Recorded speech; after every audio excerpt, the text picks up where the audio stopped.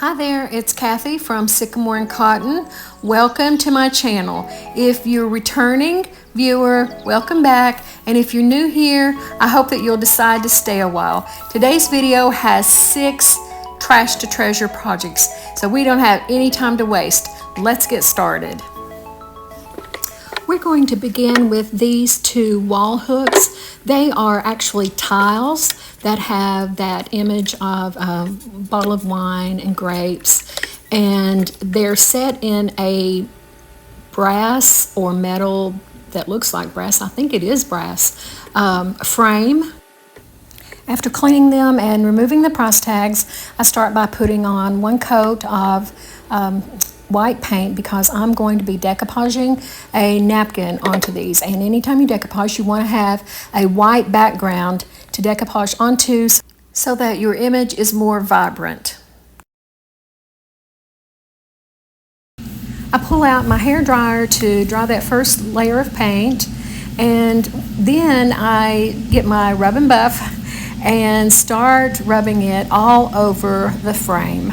It had dulled somewhat over the years, and I wanted it to be fresh looking to match the beautiful fresh napkin that I'm going to be applying. And if you like blue and white, stick around.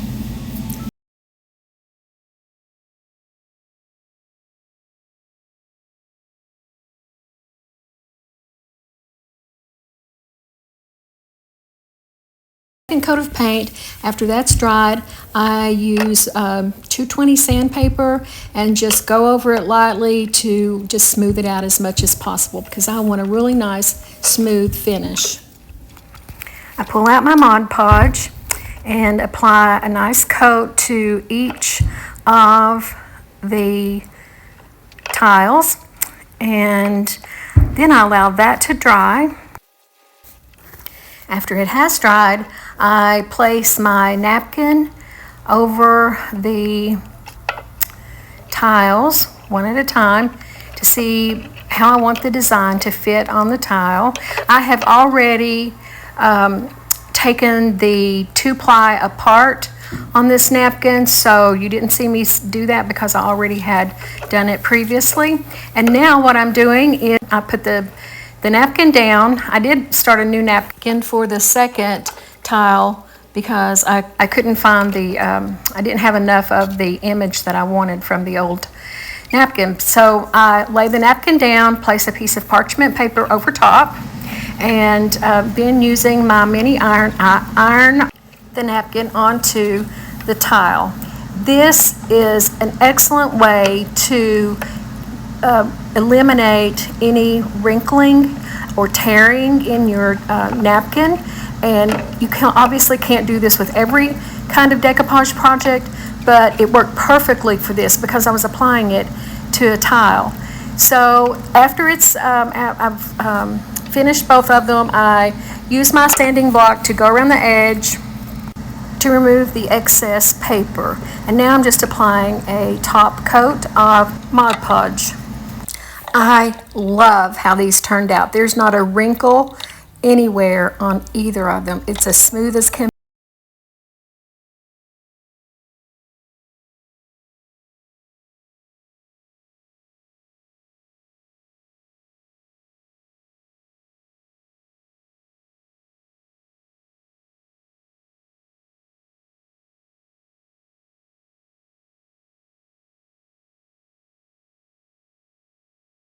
Our second project is making over these 2 5x5 pictures.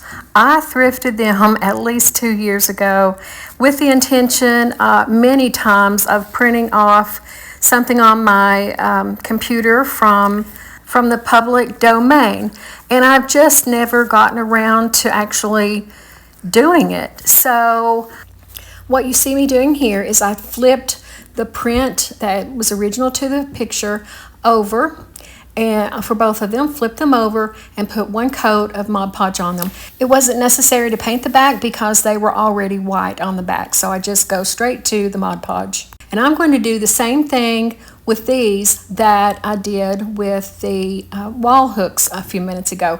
And I don't know if it's going to work because I've never done this with paper, so we're just going to have to play it out and see. I have this beautiful new napkin that I just gotten in recently, and I was so eager to use it because I love this napkin so much. So what you saw me do a minute ago is I was taking the ply apart, so I only used the top ply of the napkin. And now I'm painting it, the two frames, in celery green. I love this color. It's by Waverly Paint. And I do 2 coats of green.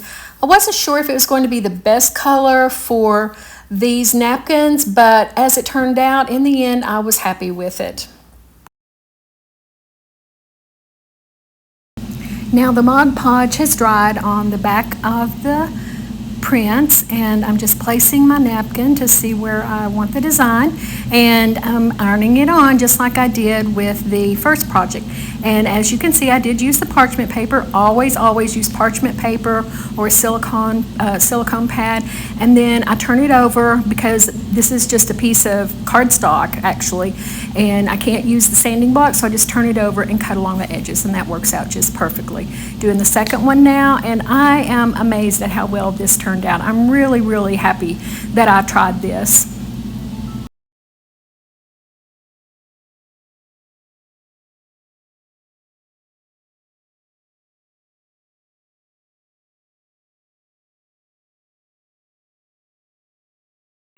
And let that dry. Now it's time to clean the glass, and I like to use rubbing alcohol. I think it works really well, it cleans it really well, and it doesn't leave streaks, so that's my preferred method of cleaning the glass. It's also how I clean my windows at home. So I get the windows nice and clean. Do have to use my razor edge to get a few, I think it was sticker residue off of it. But again, I get it all nice, sparkly clean.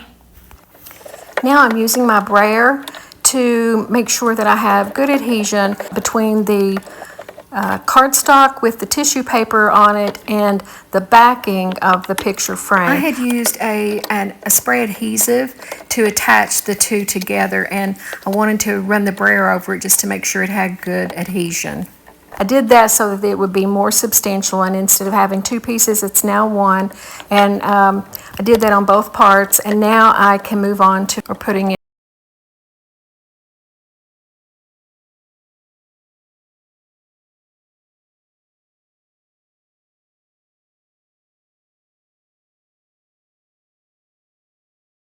To remove the extra paper from the back of the 2 picture frames. I had used adhesive, spray adhesive, to attach the craft paper to the back to give the back a more finished look.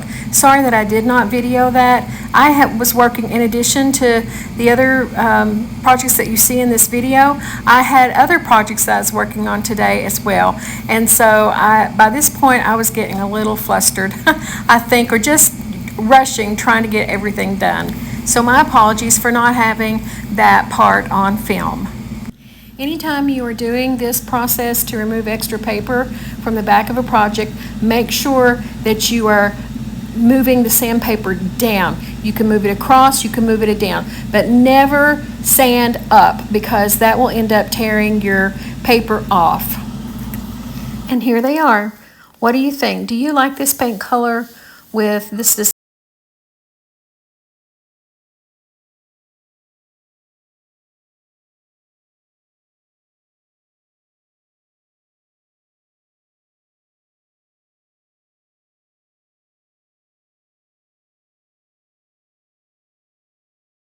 is making over this candle, and also a candle holder for it to go in. Now this pillared candle I had thrifted some time back, and it was in decent shape. It had never been burned, but either I had dropped it or else I bought it this way. I'm pretty sure I dropped it, but it's smashed on one part of the bottom, which is okay, it still stands upright. So what I'm going to do is, as you can see here, I have another napkin. I've already removed all the plies, and I'm using just the top ply, and I'm just positioning it around the candle, trying to figure out how I want it to go, and so I'm putting just a little bit of decoupage or Mod Podge around the top just so that it will stick. I'm not actually going to use Mod Podge to attach the whole napkin. I just put it around the top again so that I could make it stick, and then I start using the parchment paper and using my little mini iron and just very easily going around, and with the heat, the napkin attaches to the candle. Or rather, you could say that the candle melts into the napkin, because that's essentially what's happening. And here I'm just cutting out some of the edge so that where there's an overlap, I don't want it to be too noticeable. So I just go through, tear out little pieces of the napkin, and then I'm going to put just a little bit of Mod Podge on there because there is a little bit of overlap, and so I wasn't sure if that candle would melt into that second layer there where it overlaps. And now I did leave the bottom a little longer, Mod Podge the bottom of the candle, and then just fold it over the edges of the napkin and then iron that onto the bottom. And just doing a little bit more all the way around and around a few times until I get it to where I'm pretty happy with it. And now I'm just using my sander, my little finger sander, to go around the edge of the top and smooth out the edge and just make sure I have a nice smooth top. Now I'm wrapping it and rolling it with adding heat with my hairdryer, just trying to see what that does. Putting Mod Podge on the bottom just to make sure that stays secure. And that baby's finished, but I do want to make over this candle holder. It's pretty tall, as you can see here. I can't fit it all into the frame. This was my sister's, who passed away in 2014, and my daughter had taken it well, first I had brought it home to have in our home, and then I wasn't really using it, so I gave it to my daughter when she set up her first apartment. And she then moved a few times and wasn't using it any longer. It had kind of gotten grungy looking, so I brought it home, and after having it in my stash for a while, I decided to pull it out. I thought it would look really nice with that candle. I'm giving it a coat of white paint. It actually ends up taking 2 coats. This is chalk paint in the color Linen by Rust-Oleum. I use a lot of this paint, and it goes on really well. It goes on really smoothly. After that first coat dried, I bring it back and start putting the second coat on. And this time I decide to stipple the paint on. I don't want any brush marks on it. And stippling really gives it good coverage as well, especially when it already has the first coat on. So I just stipple the whole entire thing and then set it aside and let it dry. I decide that I'm not finished with the candle, and I get it out and apply Rub and Buff around the top edge. And I think this made all the difference in the world. And here, this project is finished. After the second coat of paint dried on the candle holder, I distressed it back a little bit by sanding it, gave it a couple of coats of clear spray, lacquer spray, and here it is. I just think it turned out beautifully. What do you think? Now on to project number 4, as I count the candle holder and the candle as just one project. So this tray is one that I had tried to decoupage on with a tissue paper about 2 years ago when I didn't know as much about decoupaging. I didn't like it. I didn't like the napkin, and it didn't turn out smooth. So I gave it a coat of white spray paint when I pulled it out of my stash the other day, let that dry, and then sanded it down to get out, kind of to smooth out the wrinkles. It didn't get rid of them, but it kind of smoothed them out. And now I'm applying 1 coat of Rust-Oleum paint. It's chalk paint in the color Linen, and I'm doing just the bottom of the inside tray in the white, because I have decoupage paper that I will be applying to the inside bottom of the tray. And here you see me applying a coat of the celery green Waverly paint. I'm going to be painting all of the tray in this celery green except for the inside bottom, which of course will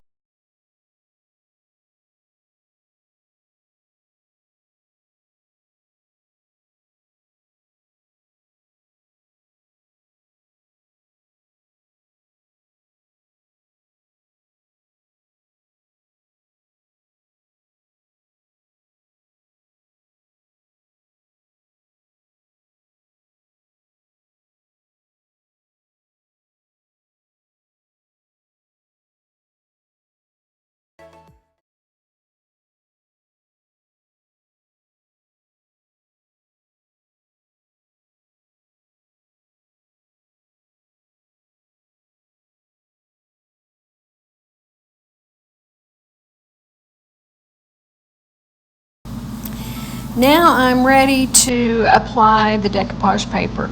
So I'm just fitting it in into the tray and using my fingernail to mark the edges so that I will know where to cut and have nice smooth edges.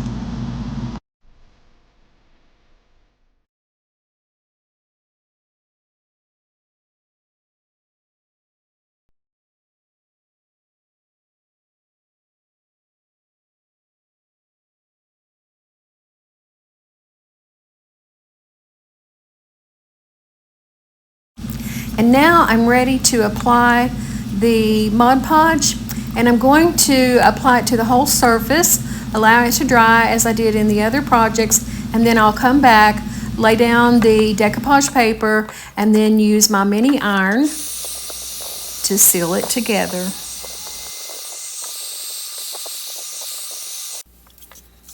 It's dry now, and I'm fitting the paper in and smoothing it out as good as possible. And then I will use the parchment paper and iron it on just as you've seen me do in the earlier projects. I'm not sure that this worked any better than if I had just applied the decoupage paper as I applied the Mod Podge. I did get one wrinkle here, or maybe two, where I guess I did not get the iron run over all of it, so I will need to be more careful next time. And here I'm just going over it and applying a second coat of paint to all the green, and when that dries I'm going to give it a little sanding, and I will also apply a top coat.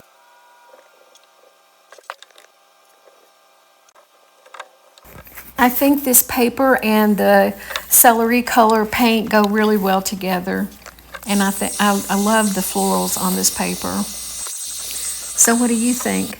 And I am sorry that I don't have staged photos of this tray. Before moving on to project number 5, I'd just like to ask if you've enjoyed what you've seen so far, please like and subscribe to my channel. It really helps me to grow my business, and I would so appreciate your support. Now on to project 5, which is making over this coffee mug stand.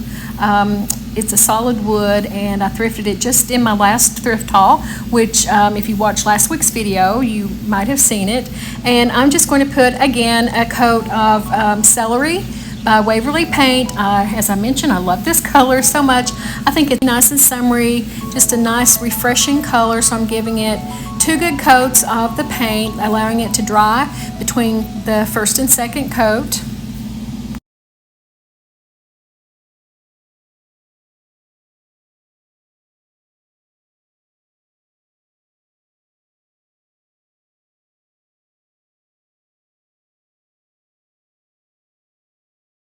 After letting the first coat dry, I put on a second coat, allow it to dry, and then I move on to transfers.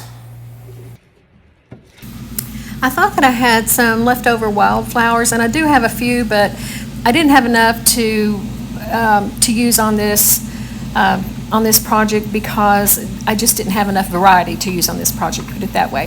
So I pulled out my Prima Redesign Indigo Petals. I've used that on a couple of other projects in the past I think the past 2 or 3 videos that I've done. And I mixed some of the leftover wildflower transfers to use with it.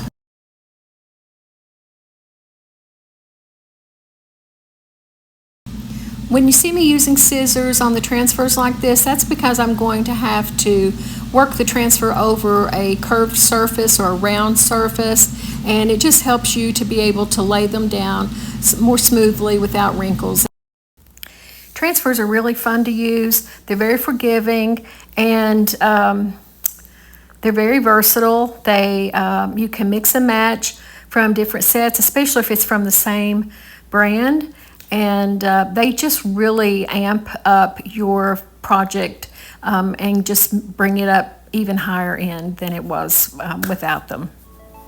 They are really easy to use, so don't be afraid of them if you haven't tried them yet.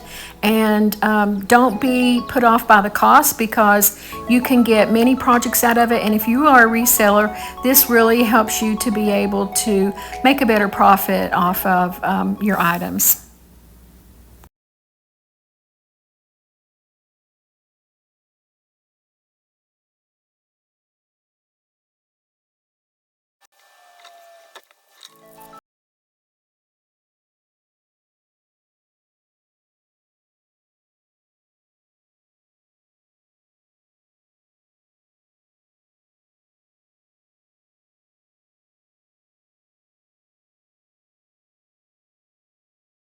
Back and buff it out.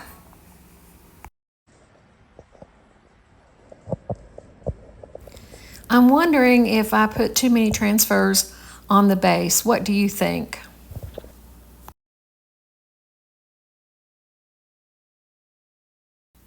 And now for project number 6, our last project for the day. This is a pineapple shaped bookend. I only have one, but I'm going to make it over. It is nice and heavy. I guess that it is made of resin, so it's not anything that's very expensive. And this is the fastest project that I work on all day long. And for that reason, I like it a whole lot. And for the way that it turned out, I like it a whole lot. I just started by applying that black chalk paint. Now I'm drying it, and once it gets nice and dry, I'm going to apply, guess what? Can you guess? I'm going to use Rub and Buff. Using my fingers, I just get a little bit of the Rub and Buff on and just start rubbing it everywhere pretty liberally on this pineapple. And when I get to the top, it's a little hard for me to get in some of those crevices with my fingers, so I pull out the brush and put a heavier finish to the top. And here it is. What do you think? Here are 5 of the projects. I didn't get the candle holder and the candle in with these. Those will be going to my daughter's house tomorrow. These will all be for resale, either in my one of my 2 booths or on my Etsy shop.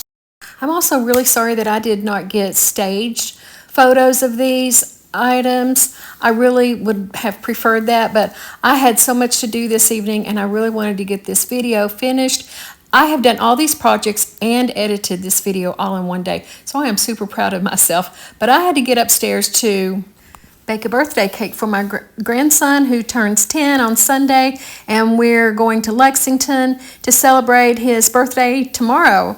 And so it's been a tradition that I bake his cake. Well, I just noticed that tray was upside down in that finished picture, and I'm sorry for that. But thanks so much for watching. I cannot express how grateful I am to you for taking the time to watch my videos and to spend time with me. I appreciate you so much, and I'll see you next time.